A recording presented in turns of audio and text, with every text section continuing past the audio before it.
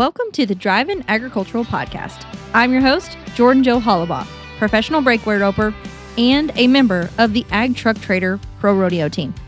Here at Drivin Agriculture, we are all things agriculture all the time, and our main priority is doing what's best in the ag space, talking trucks. So strap in and let's go roll some coal.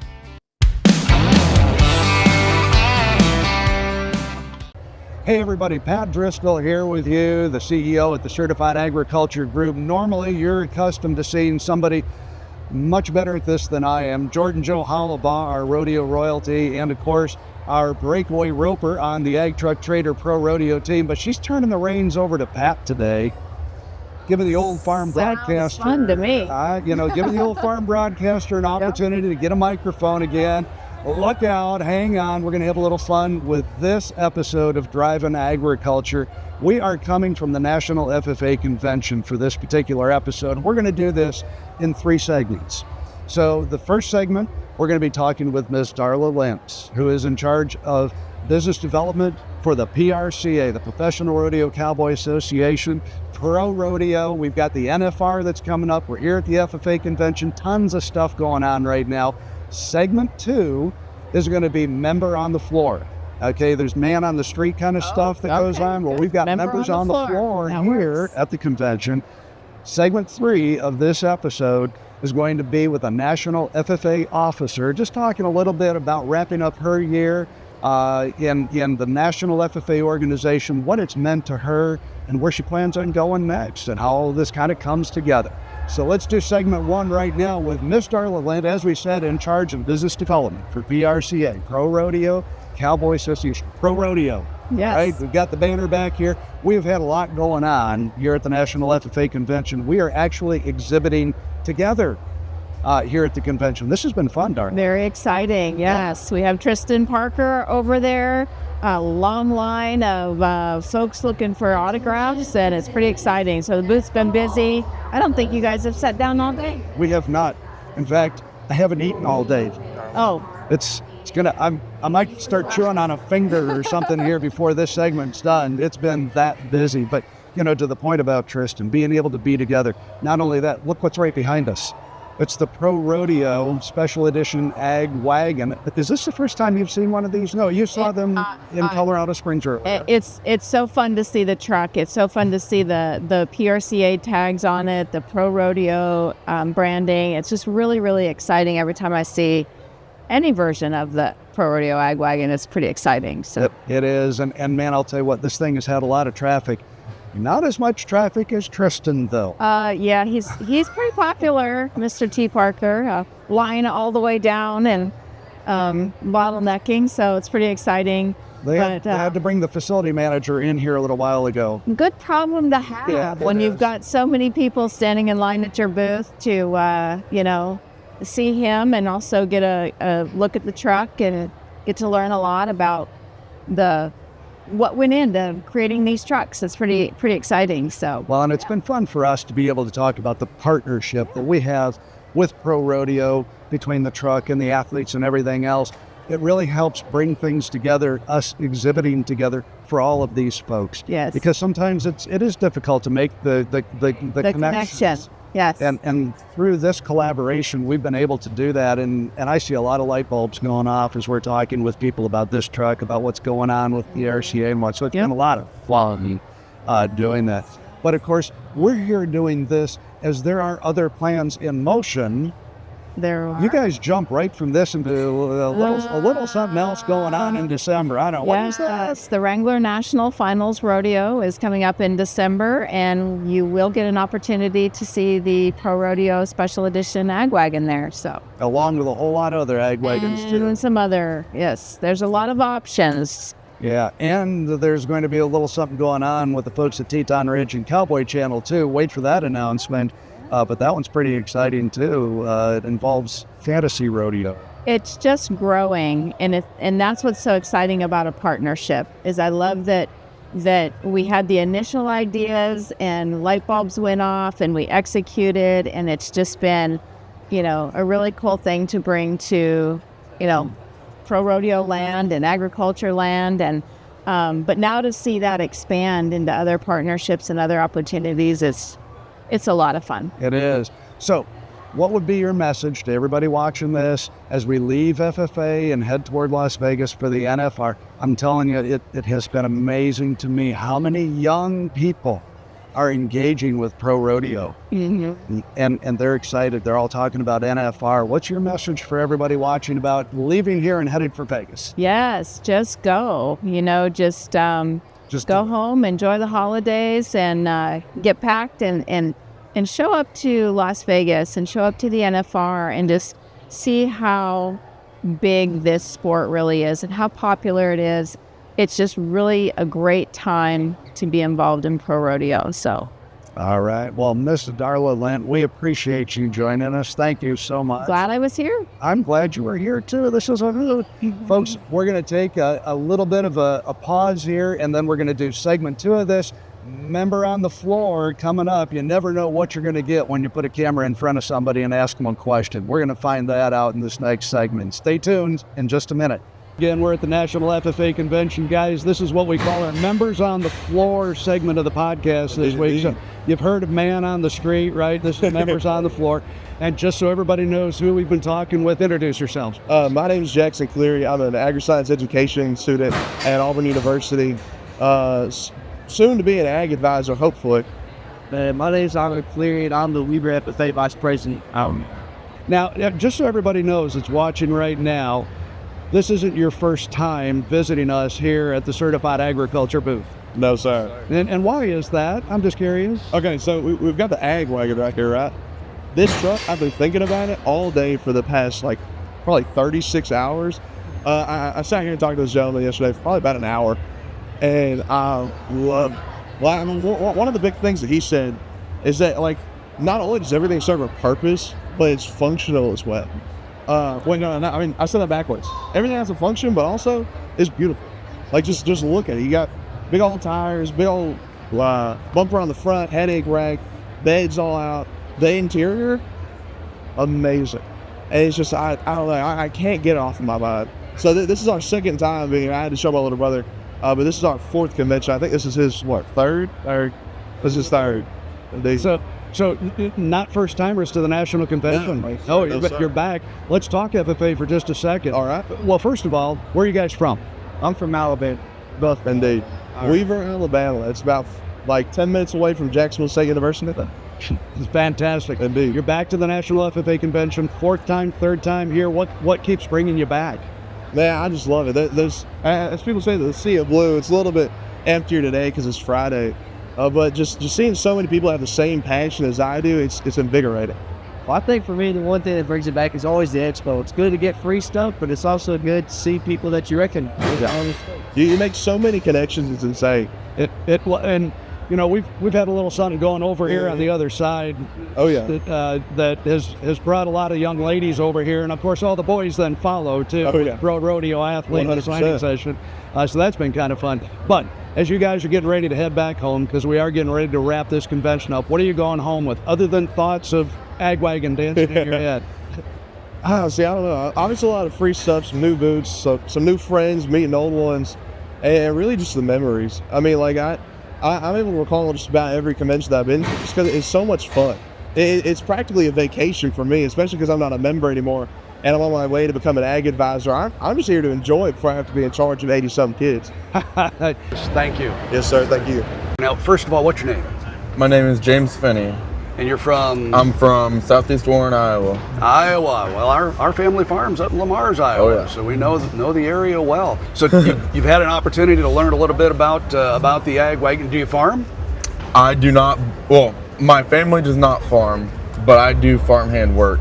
All right, perfect. So row crops, animals, all Row the above? crops, animals, all of it. All right, sounds good.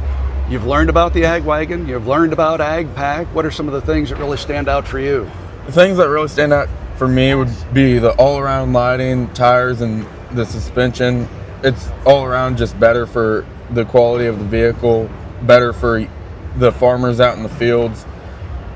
As in terms of height, like I've bottomed out my vehicle many times, running trailers up and down wherever I need it. and so this would be great opportunity to have higher suspension, less likely to bottom out, better tires, and great lighting to see where you need to go. You seem to light up when you saw those agricultural input savings too with AgPack. I did.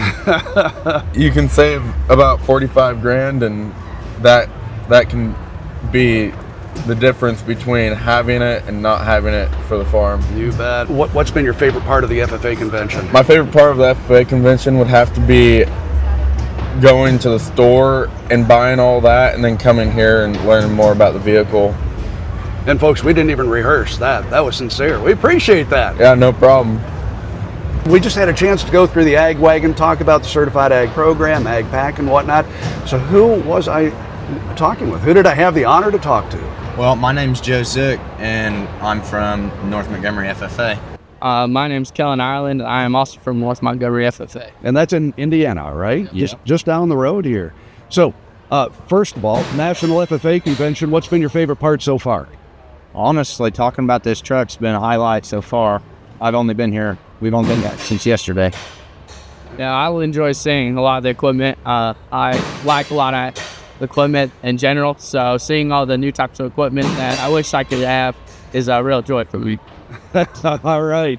And I just want to, we have one that works on a farm. We have one that comes from a dairy operation. So we've got agricultural folks here with us. You've gone through the AgWagon. We've talked about things like AgPack. What are some of the things that really stand out for you guys here?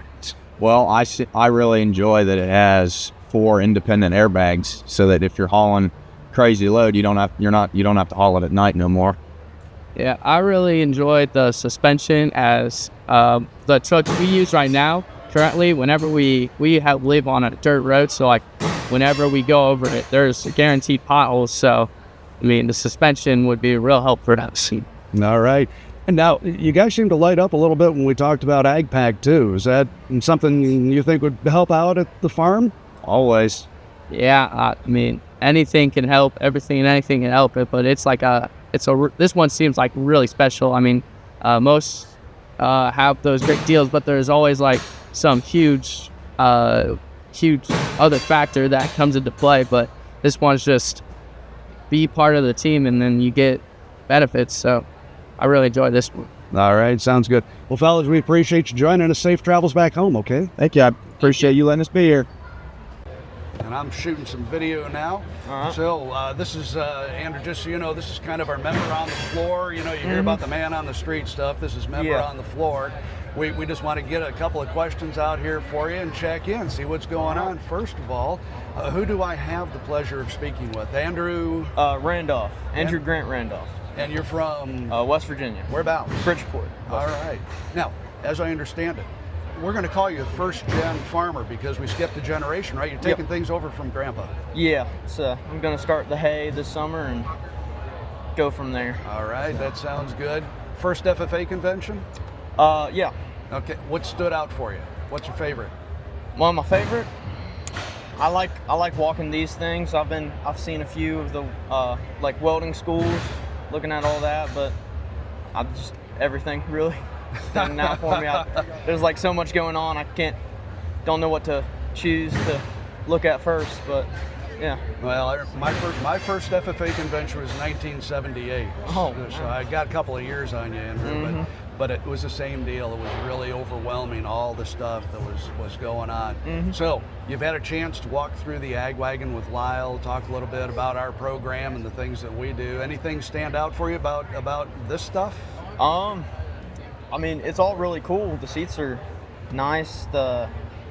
Just everything, like a lot different than my grandpa's truck. It's